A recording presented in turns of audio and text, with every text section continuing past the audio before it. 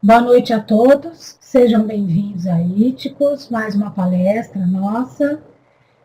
Esperemos que vocês gostem. Temos hoje aqui o Dr. Carlos Eduardo Ferreira Pinto, coordenador do NUCAM, Núcleo de Mediação de Conflitos Ambientais, e também ele está à frente da análise das investigações da tragédia, né? Enfim, das barragens de Mariana.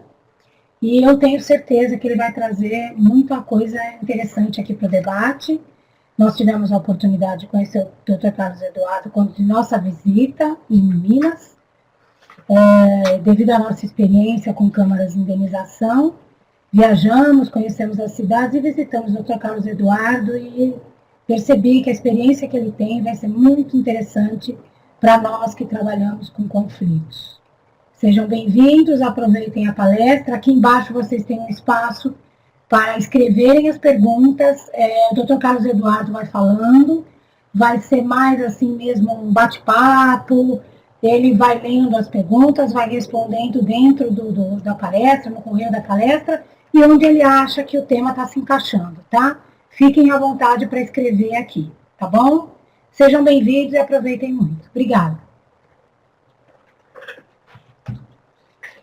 Bom, então boa noite a todos. Espero que essa conversa aqui seja produtiva e principalmente em razão do tema, né?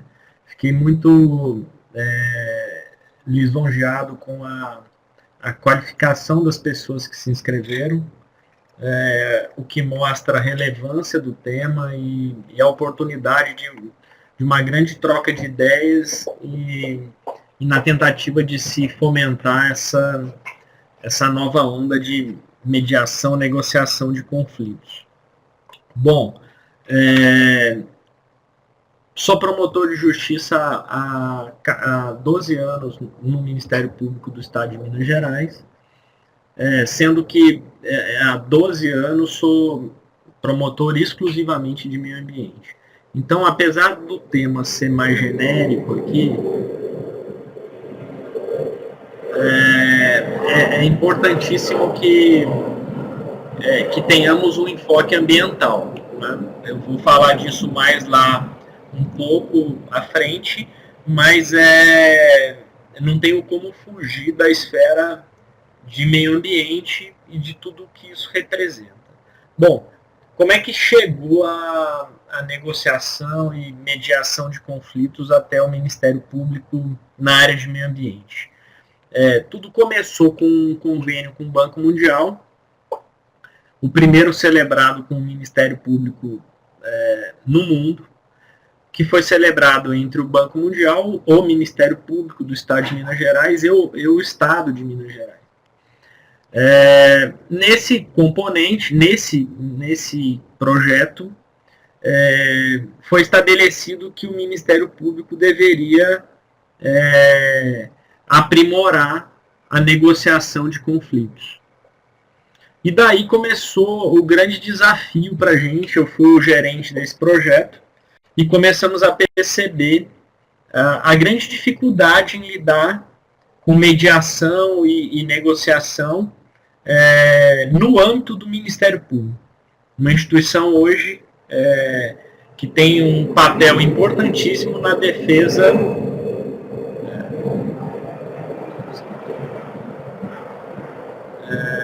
eu estou fazendo uma pequena pausa, porque nós estamos gravando hoje aqui próximo ao aeroporto de Congonhas, então esse barulho do avião, para evitar que vocês nos ouçam, eu vou, em alguns momentos, suspender o raciocínio para que a gente não perca o tom da voz. Tá?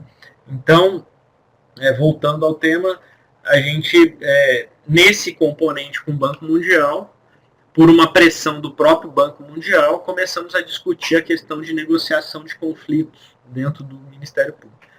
E a primeira questão imposta era saber se o Ministério Público fazia mediação ou negociação de conflitos. E começamos a pesquisar. E, para nossa surpresa, nos nossos estudos e nas nossas demandas, a grande dificuldade que nós tivemos em tratar de negociação envolvendo agentes públicos.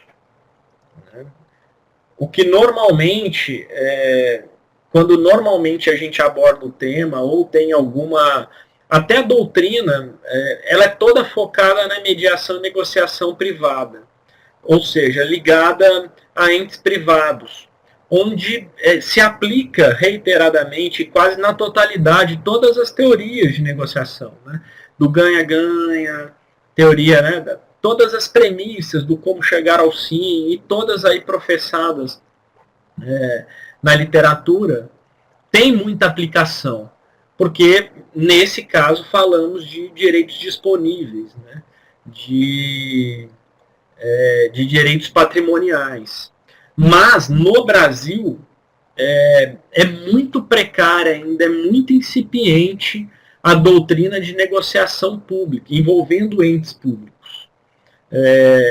E que acaba sendo um fato paradoxal, porque se a justiça hoje ela é um ponto muito assoberbado de demandas, né? O nosso poder judiciário hoje ele se encontra saturado de tanta demanda. Grande parte disso se deve ao poder público, ou na qualidade de sujeito passivo, ou mesmo sujeito ativo. Então, passamos a perceber a quase inexistência de teorias de negociação ou preparação fomentando a negociação de entes públicos. Né? Chegamos a uma e principalmente a que se aplicasse ao Ministério Público. Então esse foi o nosso primeiro grande desafio, estabelecer um nexo e uma linha para podermos iniciar essa discussão dentro do Ministério Público Mineiro acerca desses limites, o que poderia ser aplicado ao MP, né? Ao Ministério Público. Bom, nesse contexto todo, no ano de 2013, criamos o Núcleo de Resolução de Conflitos Ambientais dentro do Ministério Público. Isso foi assim, muito, muito, muito avanço para a gente. Você ter uma estrutura específica dentro de um Ministério Público voltada à resolução dos conflitos, isso foi talvez o nosso maior desafio. Ele foi criado em dezembro de 2013 e até hoje nós já temos mais de 100 casos complexos em que se leva para um ambiente de resolução aplicando métodos alternativos de forma a se evitar uma judicialização exacerbada. Né?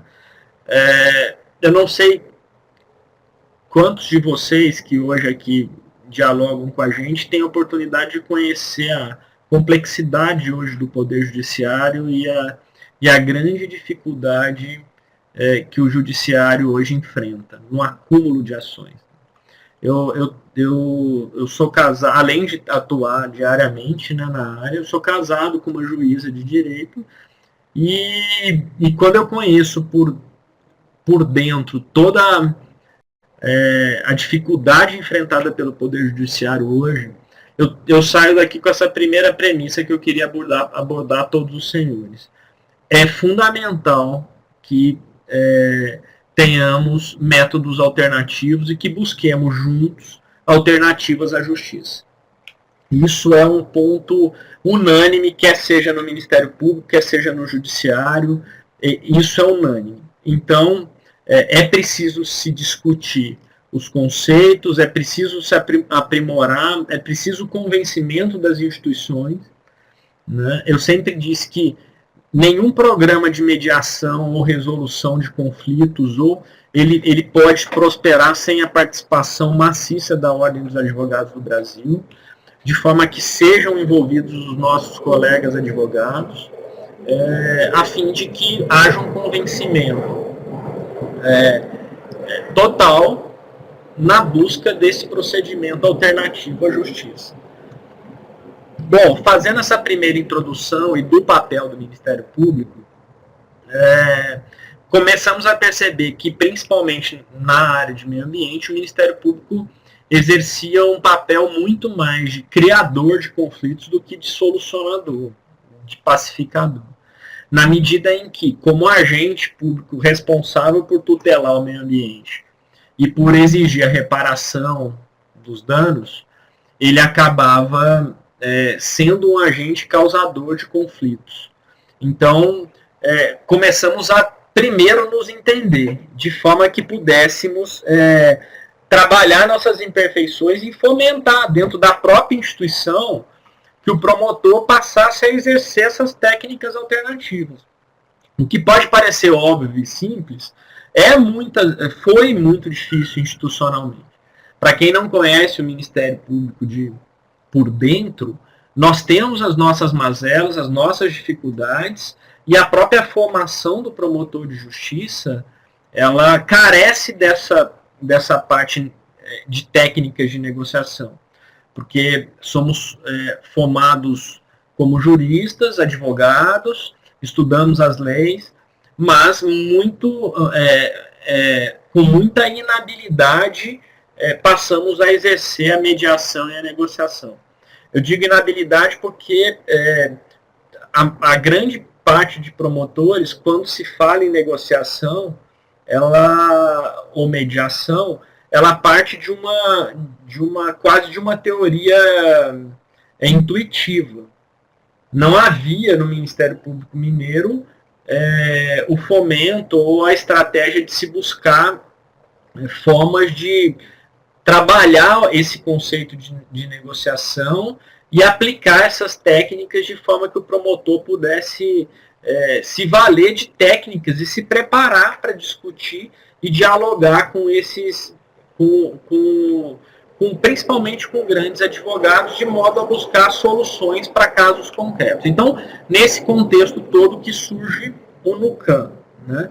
E no meio ambiente, é importante dizer o papel do Ministério Público como um agente indutor desse chamado desenvolvimento sustentável.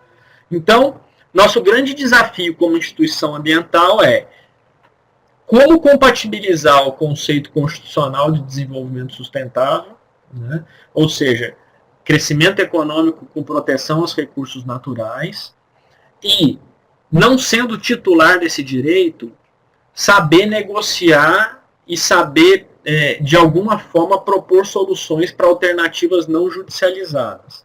Então, eu costumo dizer, é uma expressão minha, que o promotor de meio ambiente ele não faz nem negociação nem mediação. Esse foi um primeiro conceito que nós tivemos que enfrentar.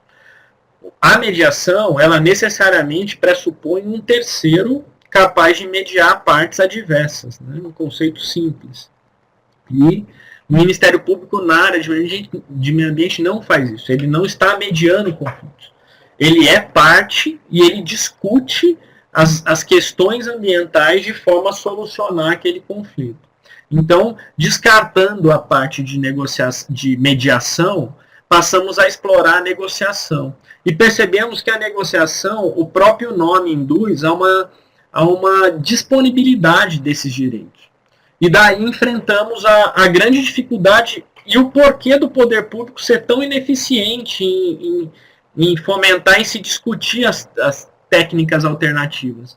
Porque há um conceito equivocado do que seria a negociação do conflito. A negociação, quando se coloca a expressão, você acaba fazendo uma ligação quase que direta com a disponibilidade desses direitos, né? Então é preciso entender que o Ministério Público ou qualquer agente, ele pode sim fazer a negociação, mas desde que ela seja entendida como uma negociação pública, uma negociação sui generis, na medida em que ela é limitada na disponibilidade desses direitos. Então, quando se entende isso, se passa a dialogar com menos preconceito e se busca fomentar a capacitação de promotores de forma a trazer melhores resultados para a sociedade. Então, numa pesquisa recentemente que o próprio nosso núcleo fez com a FGV, se chegou à conclusão que mais de 99% dos membros do Ministério Público de Minas Gerais achavam que a solução negociada ele é sempre uma melhor alternativa do que a judicialização desse conflito, né? Mas menos da metade se sentiam preparados para enfrentar essas questões. Então, hoje é uma obsessão do Ministério Público essa divulgação, essa internalização desses conceitos, de modo que se fomente ao promotor, mais do que uma atuação judicial, uma atuação resolutiva, de modo a buscar métodos alternativos para que a sociedade seja ressarcida de maneira mais eficaz. Então, dentro desse contexto inicial e do papel do Ministério Público, entendendo a negociação que o Ministério Público participa como pública e limitada pela lei, principalmente a indisponibilidade desses direitos que o Ministério Público tutela, a gente passou a estabelecer algumas premissas, né? E a primeira dela, a gente diz assim, na nossa formação dos promotores.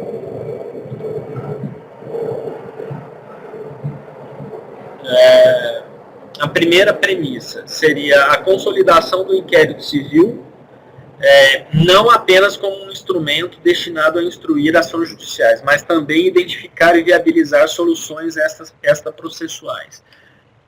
Vou falar mais à frente, só estou passando as premissas. Então, a primeira, o nosso maior instrumento de trabalho, que é o inquérito civil, um procedimento administrativo que o promotor se vale para apurar danos aos interesses difusos, ele não seja tratado como um instrumento voltado à judicialização dessa demanda, mas, sobretudo, a solucionar essa demanda de uma maneira negociada. A segunda premissa, que o consenso válido, isto é, livre e bem informado, sem erros ou vícios na formação da vontade do compromissário. Esse é um ponto muito importante que eu vou chamar a atenção dos senhores logo mais à frente. A terceira premissa, que a solução jurídica, a concretização do direito, possa ser considerada adequada, razoável e proporcional à luz do ordenamento jurídico vigente. E a quarta premissa, para tratamento adequado dos conflitos no Ministério Público. A solução extrajudicial não é o único caminho. A ação civil pública também é uma hipótese legítima e, por vezes, necessária à proteção do bem jurídico tutelado, né? Então, e por que eu coloco essa quarta? Assim? Por que eu digo que é a ação? Porque ela se diferencia, nesse ponto, há uma diferenciação da negociação privada de conflitos. Na medida em que toda a teoria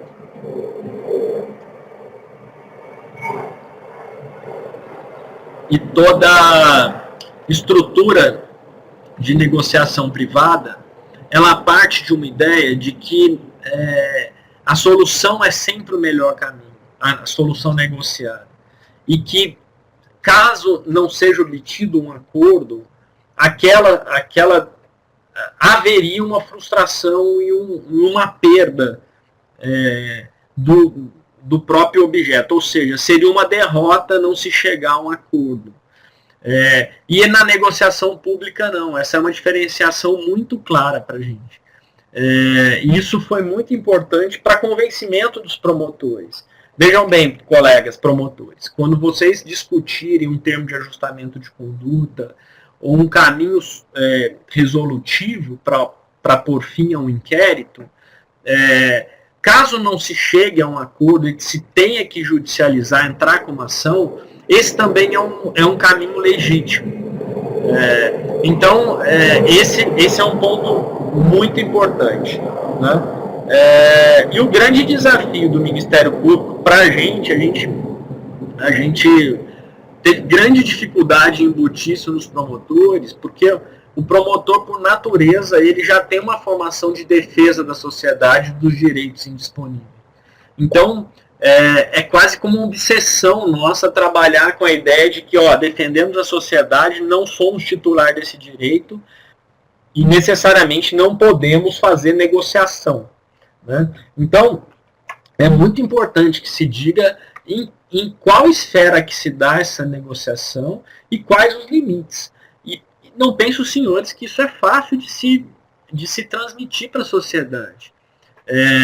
No ano de 2015, 2014, nós fizemos um seminário em Belo Horizonte, em que ele chamava Seminário Pro Consenso, com diversas associações, e tivemos uma adesão muito grande de grandes empresas de Belo Horizonte, de Minas Gerais, voltados a discutir essas técnicas. Pois houve uma reação gigantesca por parte de grupos de sociedade civil organizada, questionando, como se o acordo ou o termo de ajustamento de conduta fosse um instrumento voltado à negociação de bens indisponíveis, à fragilização da defesa da sociedade. Então, é um ponto de equilíbrio que é preciso buscar para se fomentar e se discutir com muita clareza o que a gente hoje chama de negociação pública de conflitos, né? Então, quais os instrumentos hoje que o Ministério Público se utiliza para fazer essa resolução e essa negociação? Previstos em leis, a participação em conselhos. Então, isso é um instrumento muito importante do promotor, a audiência pública, o inquérito civil, a recomendação. Isso são todos instrumentos jurídicos que o promotor se utiliza para buscar métodos alternativos à judicialização. E, por fim, o grande e maior instrumento é o termo de ajustamento de conduta, que todos conhecem como TAC, né? Um termo de compromisso, enfim. É um instrumento previsto na legislação capaz de promover a conciliação entre esses interesses e buscar alternativas ao inquérito civil. Bom, volto a afirmar aos senhores que fiquem à disposição para fazer as perguntas aqui embaixo, para que a gente possa até discutir de forma mais dialogada aqui a apresentação.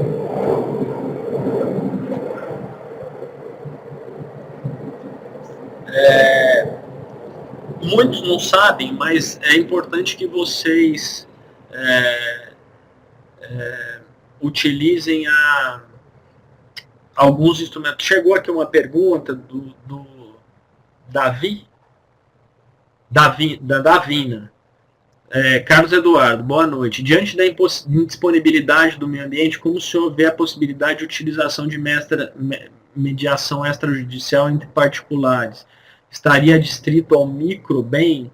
Então, Davina e todos aqui presentes, é exatamente o que eu havia dito anteriormente. Acho que esse é o grande desafio. É possível, sim, discutir.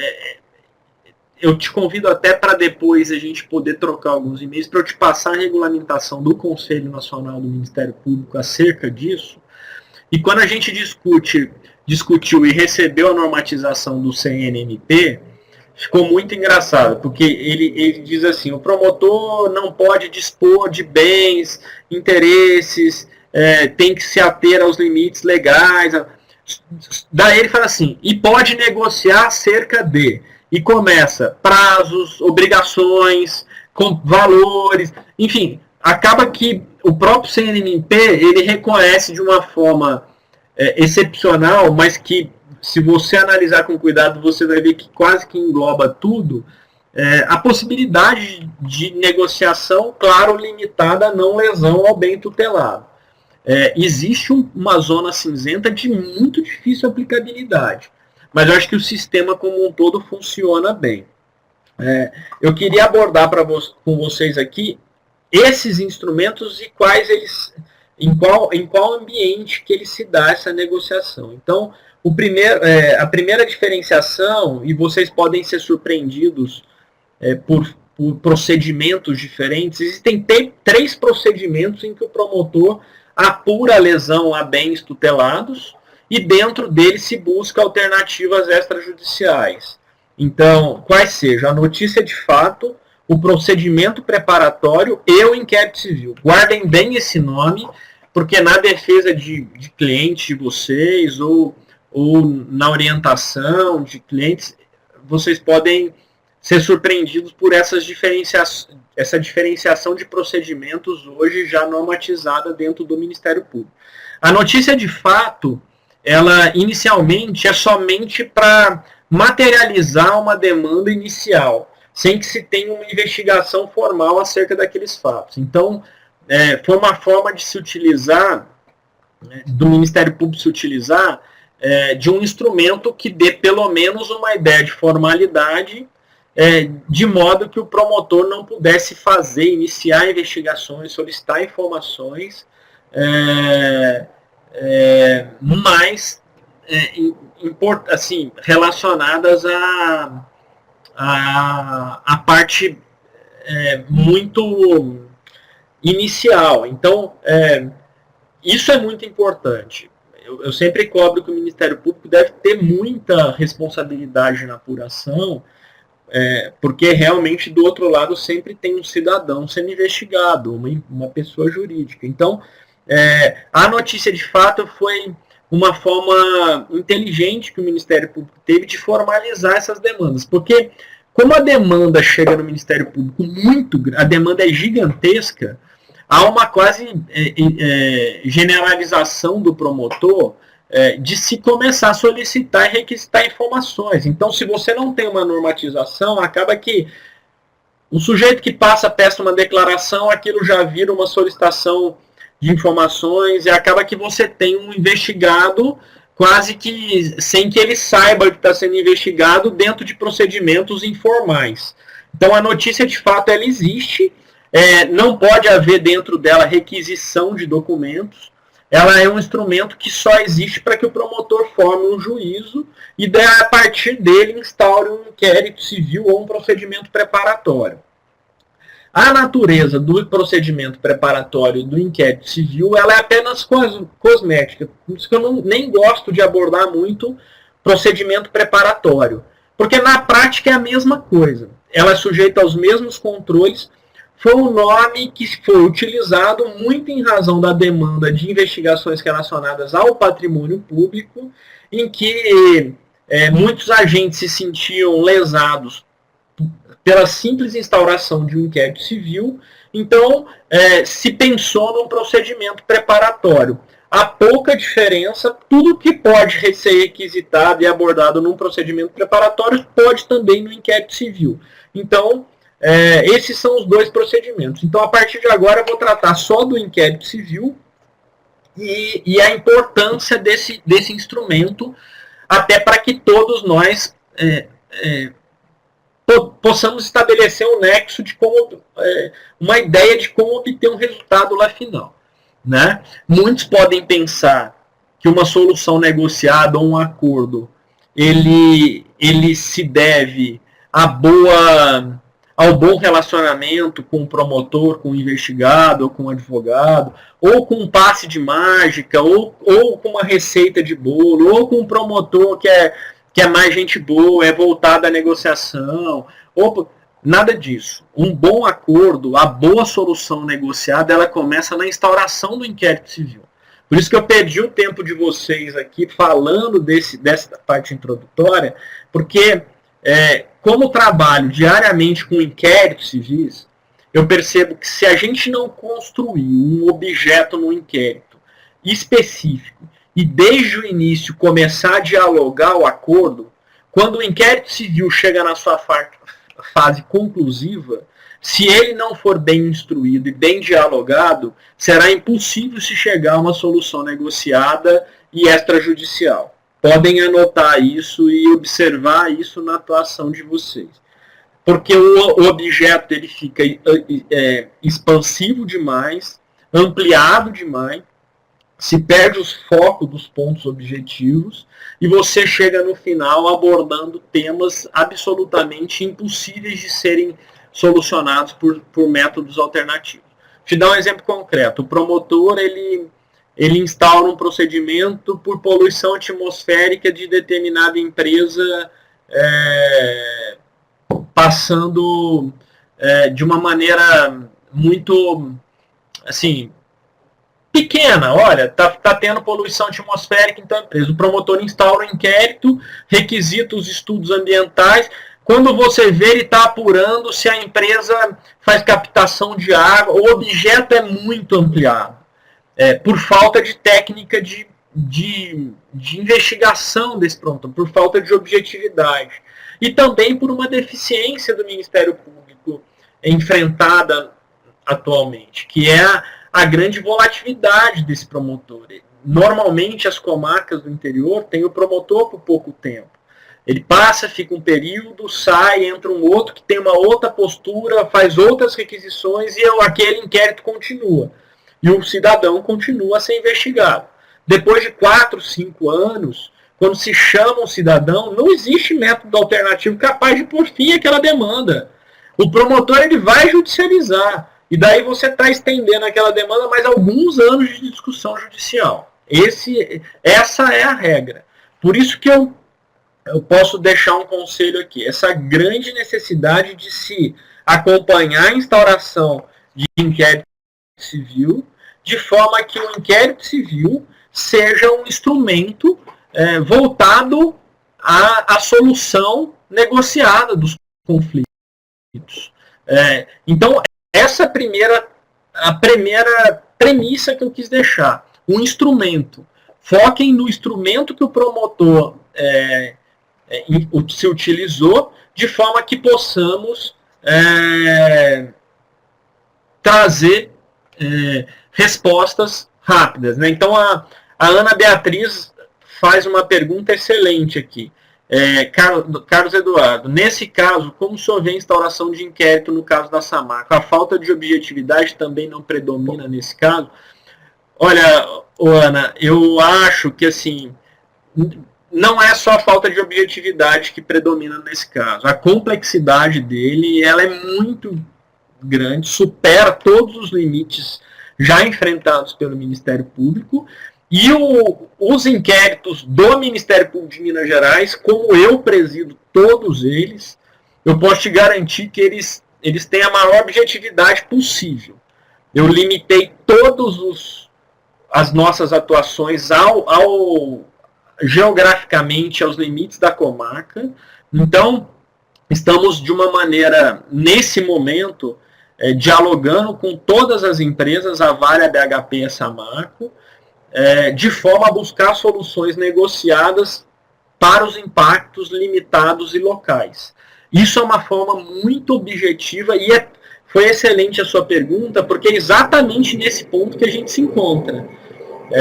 Exatamente para fugir do global, da expansão da demanda, da multiplicidade de atores, buscando a solução pontualmente de cada conflito, como uma forma de trazer uma solução negociada. Se a gente falhar nessa tentativa, Ana, fatalmente nós teremos as repercussões dessa tragédia por muito mais tempo e com grandes disputas judiciais que vão se protelar por anos ou décadas, né? Temos também aqui uma pergunta da Anne-Marie, que é: Carlos Eduardo, gostaria que o senhor abordasse como as questões sociais são tratadas na negociação dos impactos ambientais.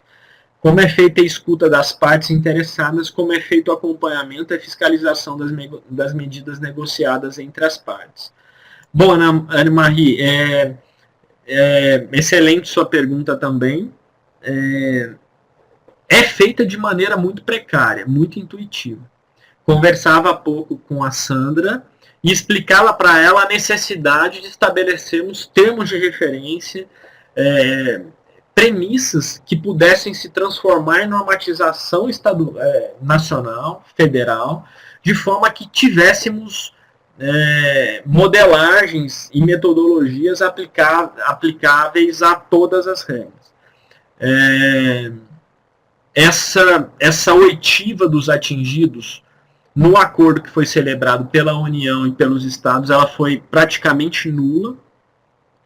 O acordo entabulado pela União e pelos estados, ele não ouviu a sociedade civil, ele foi assinado mais como um protocolo de intenções. O Ministério Público tem grande dificuldade em estabelecer essas regras de oitiva. Se usa muito mais da audiência pública e da intuição em buscar líderes, em formar lideranças, em ouvir a comunidade, mas eu acho que você tocou num ponto que é um grande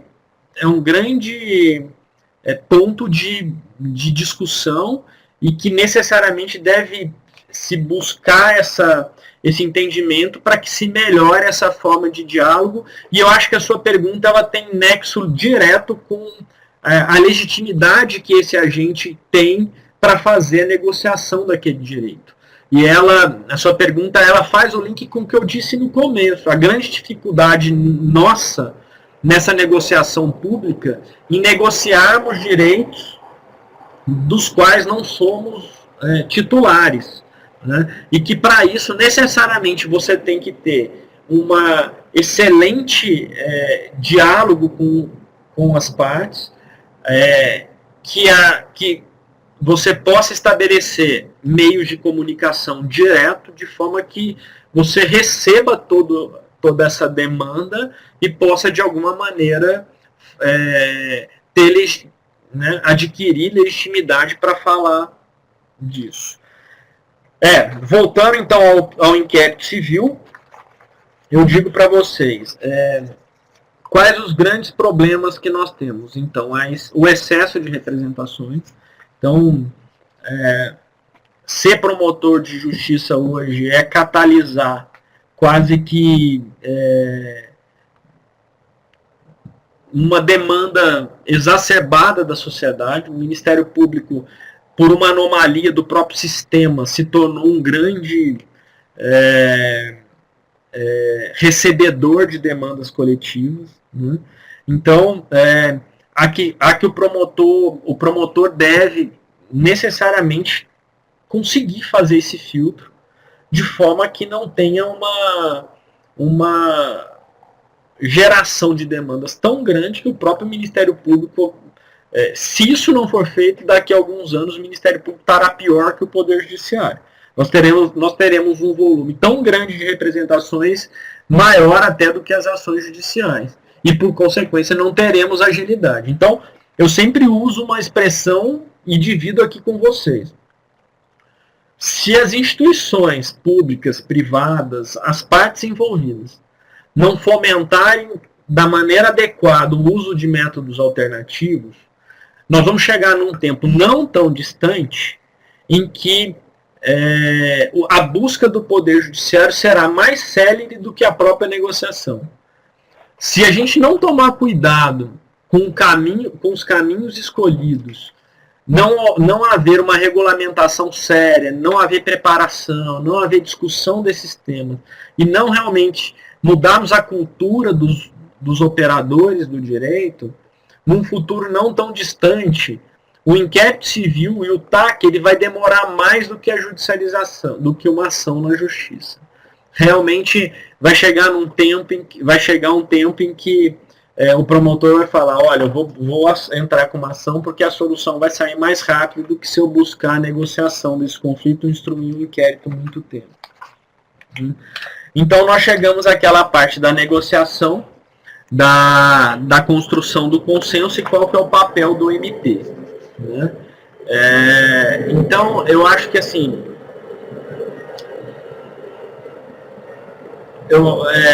como eu disse, né, o Ministério Público, apesar de toda demanda que tem, eu acho que a gente consegue hoje ser uma grande instituição voltada à resolução extrajudicial. Eu não posso garantir aos senhores em cada atuação individualizada que os senhores têm. Mas no Ministério Público de Minas Gerais, e eu acompanho isso com os colegas, nós temos uma grande vocação a tratar os conflitos de maneira extrajudicial. É muito mais rápido, é muito mais efetivo, é um caminho muito importante. Mas para que ele tenha sucesso e ele tenha eficácia, é preciso a preparação do promotor. Nós somos muito ainda corporativistas. Então, nesse primeiro ponto do inquérito, qual que foi o grande desafio? O promotor ele tem aquilo que é o grupismo que muitos livros de negociação trazem. Ele parte de uma premissa quando instaura o inquérito que ele defende a lei, ele defende a sociedade, então ele está certo. E que o inquérito ele é voltado a apurar um dano cometido por alguém ilícito e ilegal. A partir dessa premissa, fica muito difícil a relação negociada, porque há uma impositividade. E nós não podemos esquecer que o cidadão ele se sente acuado ao discutir com o promotor de justiça. Isso é um fato. Eu me lembro quando fui promotor em Rio Pardo de Minas, lá na minha saudosa Rio Pardo de Minas, na divisa com a Bahia, num determinado dia eu notifiquei um sujeito porque ele agredia a esposa. E o sujeito, falei, vou notificar ele para vir até a promotoria.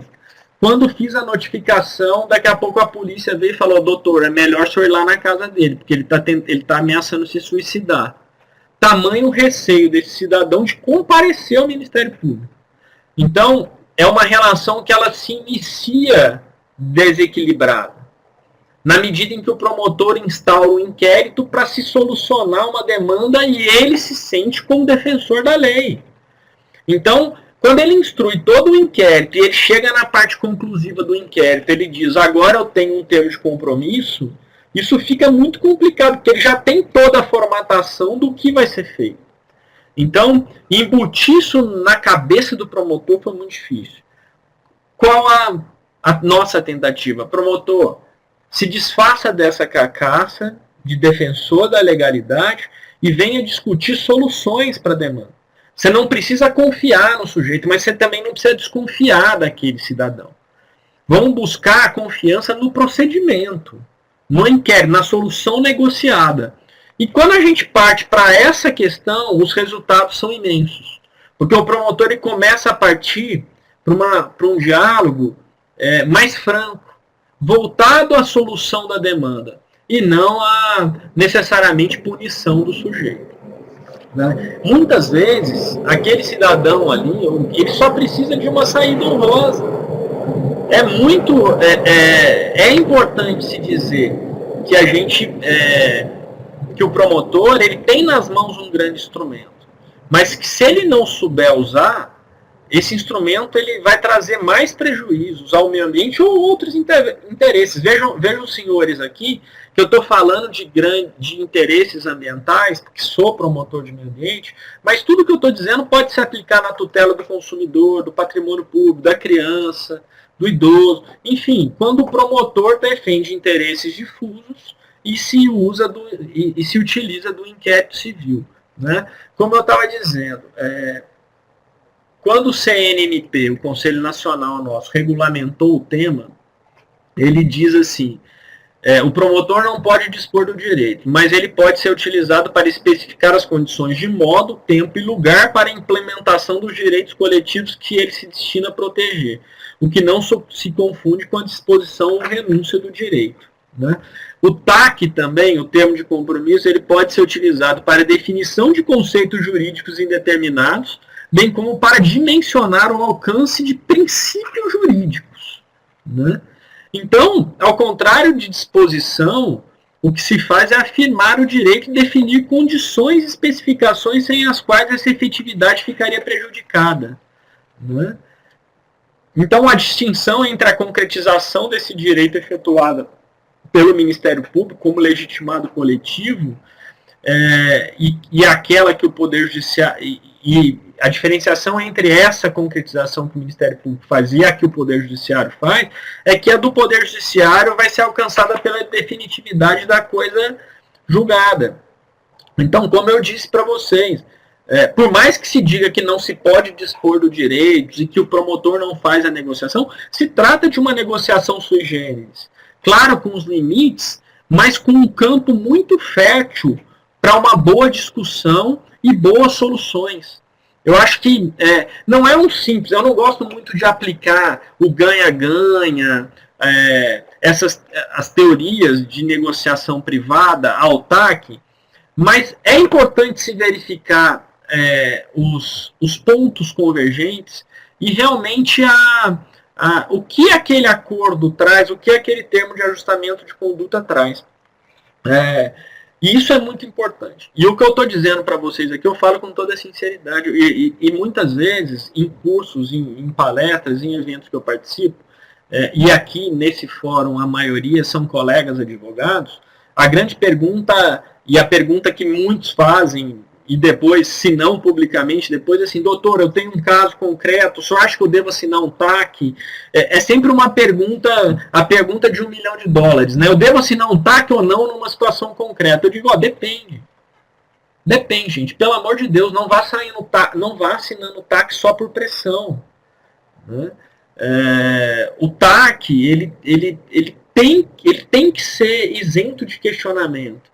Ele não pode, na discussão do termo de ajustamento de conduta ou termo de compromisso, eu estou usando essa expressão de forma generalizada, ele tem que ser negociado de uma forma válida, buscando que não haja questionamento. A concretização não pode exceder os limites admissíveis. Isso acontece, gente. Isso acontece. Por diversas ocasiões eu trabalho no núcleo com solução de inquéritos já finalizados ou numa fase final em que já teria havido a solução por meio de termo de ajustamento de conduta ou outros fatos, e eu fico abismado com a natureza das cláusulas assinadas. Recentemente, com uma grande empresa em Minas, eu perguntei para a advogada depois assim, mas por que vocês assinaram essa cláusula? Se eu sou diretor dessa empresa, eu não assino essa cláusula nunca. Eu tenho uma cláusula em branco num TAC, imposta pelo promotor, com grande dificuldade de cumprimento e com insegurança jurídica gigantesca para a empresa. Então, a resposta para vocês o termo de compromisso ele é o melhor caminho, o termo de ajustamento de conduta ele é um caminho válido, legítimo, ele é o melhor caminho a ser buscado, desde que ele traga segurança jurídica para todas as partes. Tá? Se vocês em algum momento discutirem termos de compromisso ou dialogarem nesse sentido, em que do lado oposto, ou enfim, verifiquem que ele vai trazer insegurança jurídica, não assinem. É importante o diálogo e o bom entendimento das cláusulas. Isso é um grande desafio. Como no caso concreto de direito ambiental, você tem um grande emaranhado de leis e uma demanda técnica muito grande nas cláusulas, nas obrigações, é muito importante o real entendimento delas, de forma que você não tenha o comprometimento do cumprimento desse acordo. Né? Então, voltando ao consenso válido, ele significa livre e bem informado, sem erros ou vícios na formação da vontade. Com efeito, sem que a vontade tenha sido livremente manifestada e bem informada, isto é, sem vícios em sua formação, erro, dolo, coação ou fraude, qualquer solução alcançada poderá ser anulada. E nós temos um precedente do STJ, do ministro Fux, que na época era do STJ, agora é do Supremo Tribunal Federal, em que por grande demanda, a gente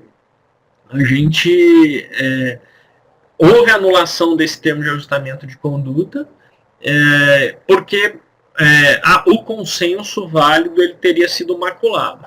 Porque na ocasião o promotor ele trouxe ele notificou o sujeito a comparecer à promotoria sob pena de condução coercitiva. Né? Então, essa é uma questão que é importante de ser abordada. Nós temos duas perguntas aqui que se referem a Samar, qual o caso da Samar, qual o caso da coisa. Então, eu vou respondê-la do Pedro e da Ana.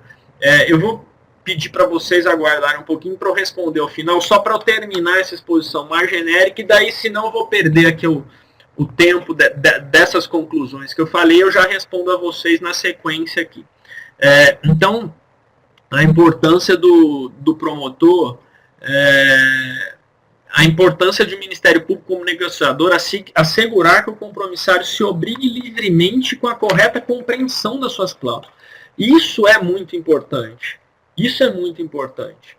Eu acho que, assim, isso não é fácil.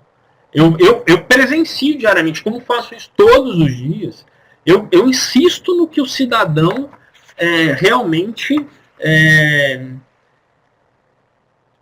possa entender as cláusulas, né? É uma relação hierarquizada.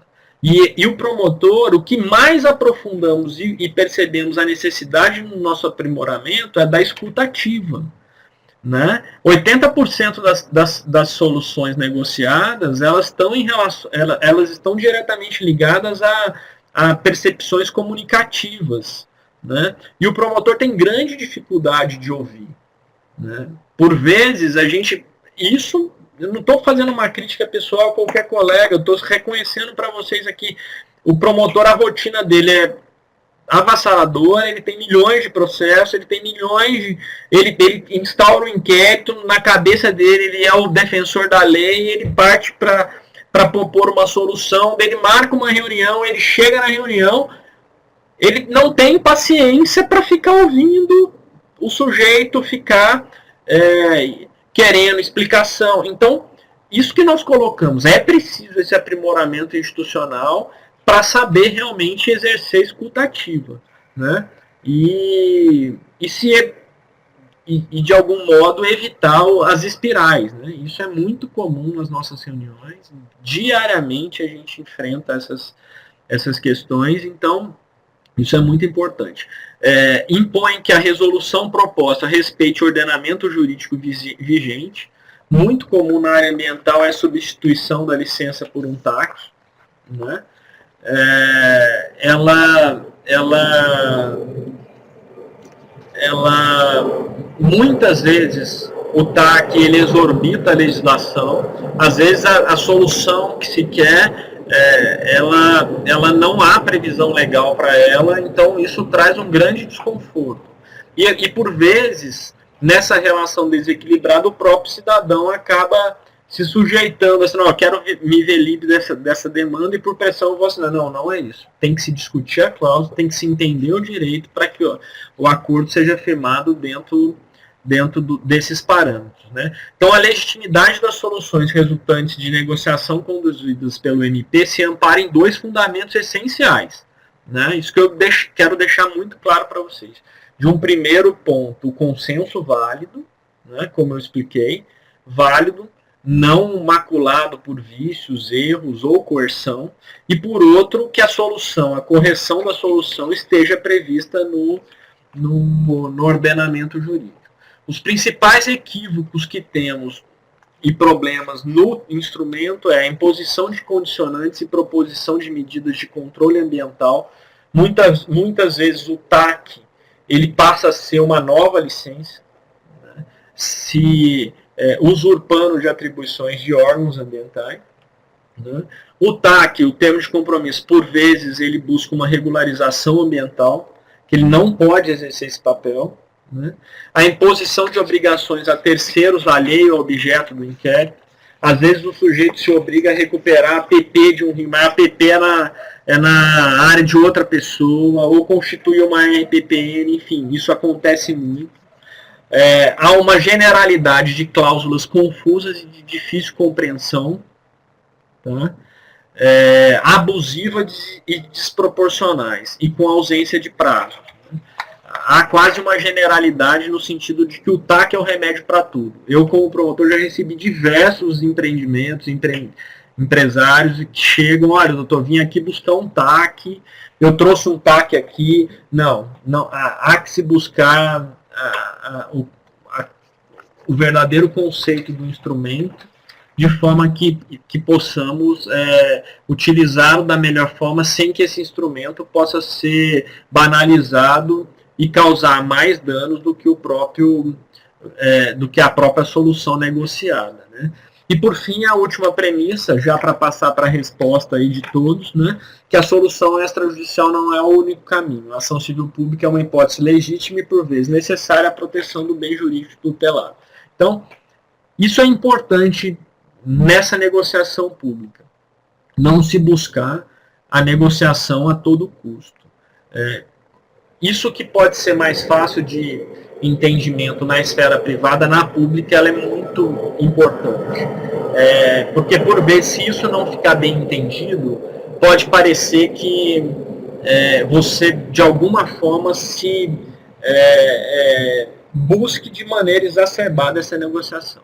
E como estamos falando de direitos indisponíveis, dos quais o promotor não é titular, é preciso esse entendimento para que tenha realmente sucesso essa empreitada, né, de negociação pública voltadas à utilização de técnicas alternativas, que no nosso caso seria exatamente a repercussão social, ou seja, esse instrumento tem que ser voltado para trazer pacificação social e segurança jurídica.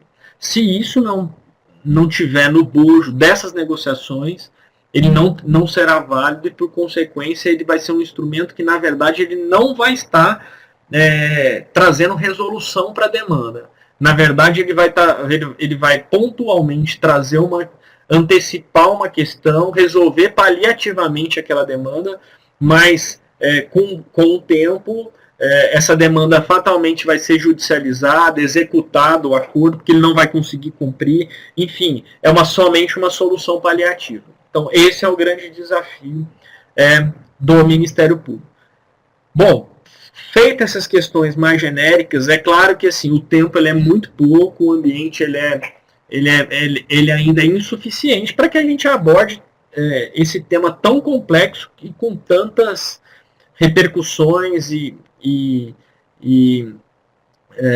questões que a gente pode passar aqui a noite inteira dialogando, cada uma, né, no seu tempo. Vou passar a responder algumas questões aqui.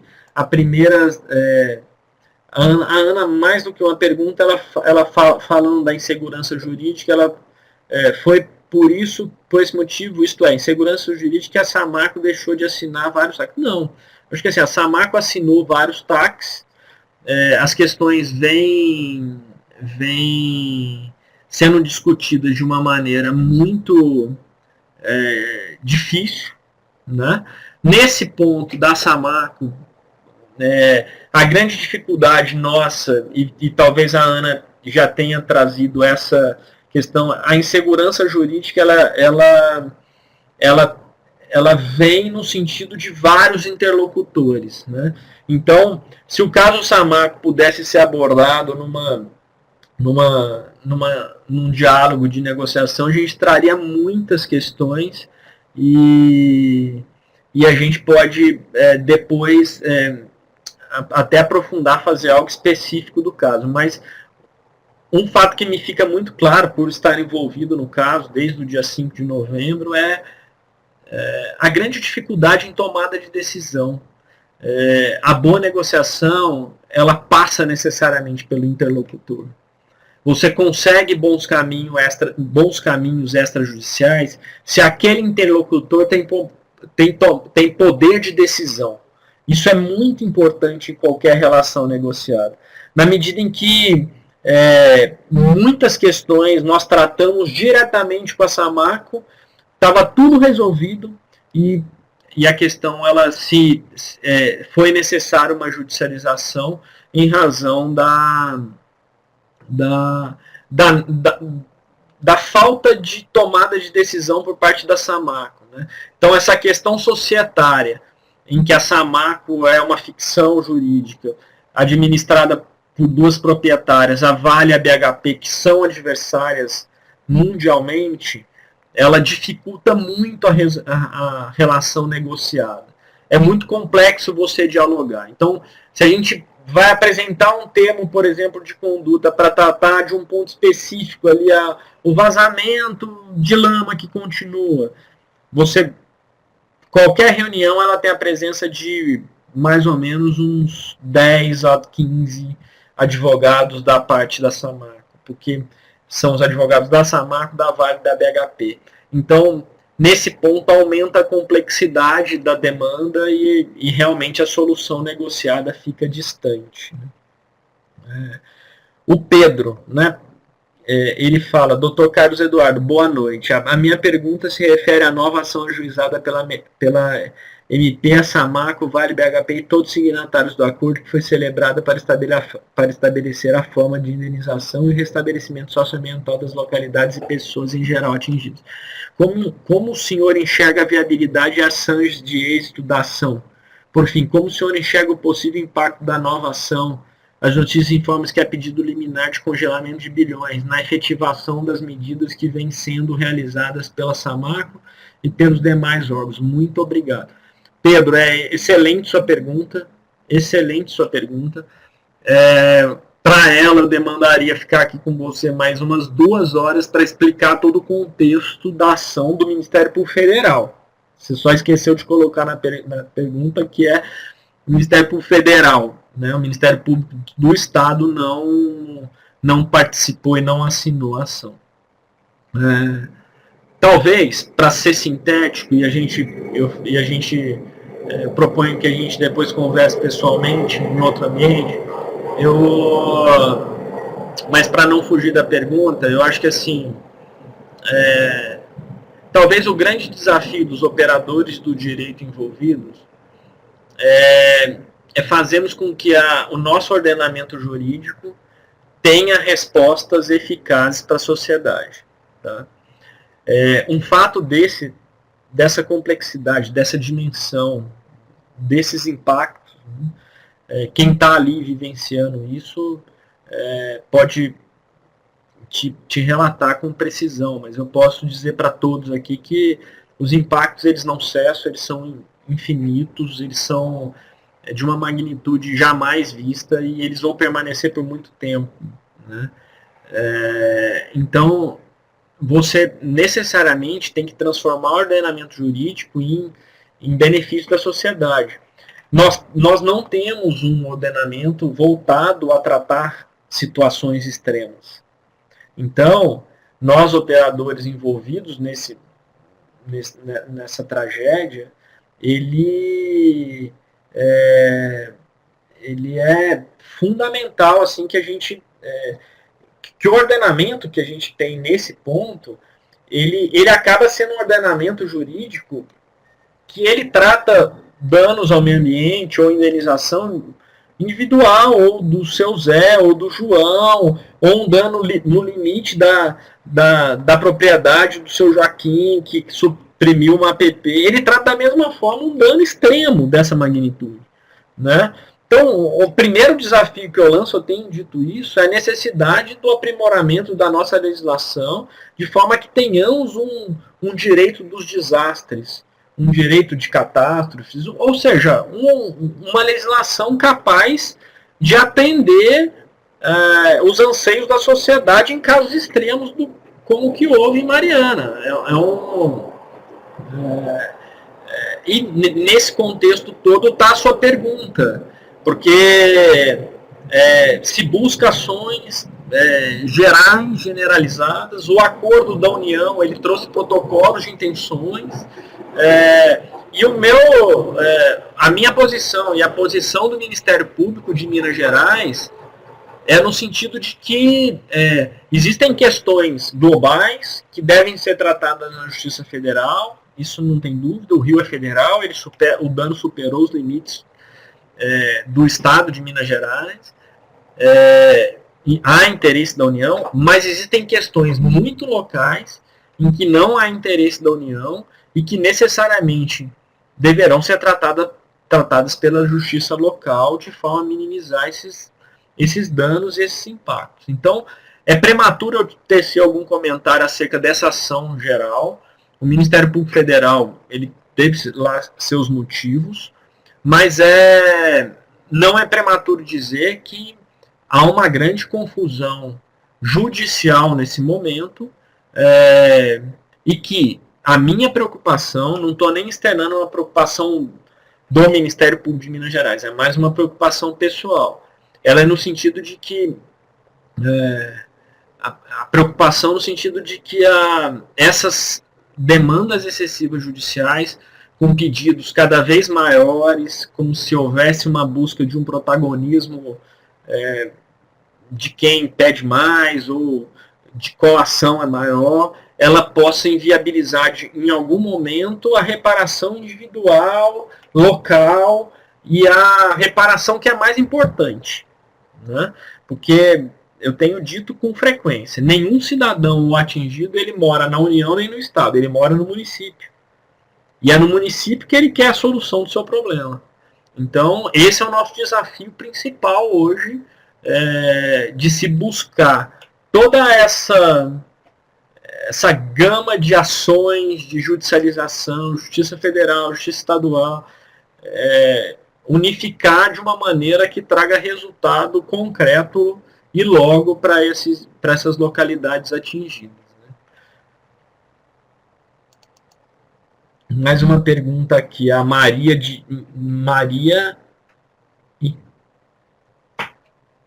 Opa, peraí. A nova lei de mediação permite negociar bens indisponíveis, desde que admitam transação. O que está sendo discutido em Mariana admite transação? Penso que sim. Eu acho que o termo de ajustamento de conduta... primeiro, eu acho que há um grande preconceito na expressão transação. Eu acho que é preciso entender o que é transação e qual a transação dentro de um termo de compromisso ou quando se fala em direitos disponíveis. Né? Ela, na maioria até da doutrina, ela é uma transação sui generis, de modo em que a gente que ela tenha a peculiaridade de tratar de direitos difusos e indisponíveis. Né? Então, você tem um limite, é uma situação muito complexa, mas de uma maneira sintética é possível sim. Vamos lá. A pergunta da Thelma, né? Ela queria o número da resolução que regulamentou o assunto no CNT e o número do precedente do então ministro do STJ. Thelma, eu não tenho nesse momento aqui, me foge, mas eu peço que o Íticos me passe depois o seu e-mail ou alguma coisa que eu lhe transmito com prazer. Né?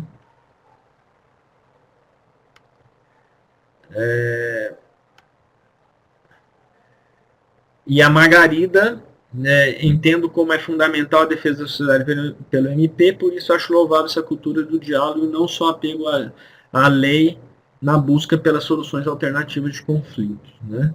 É isso mesmo. Eu acho que assim, Margarida, eu acho que não se trata de uma opção do Ministério Público. Eu acho que é uma obrigação do Ministério Público hoje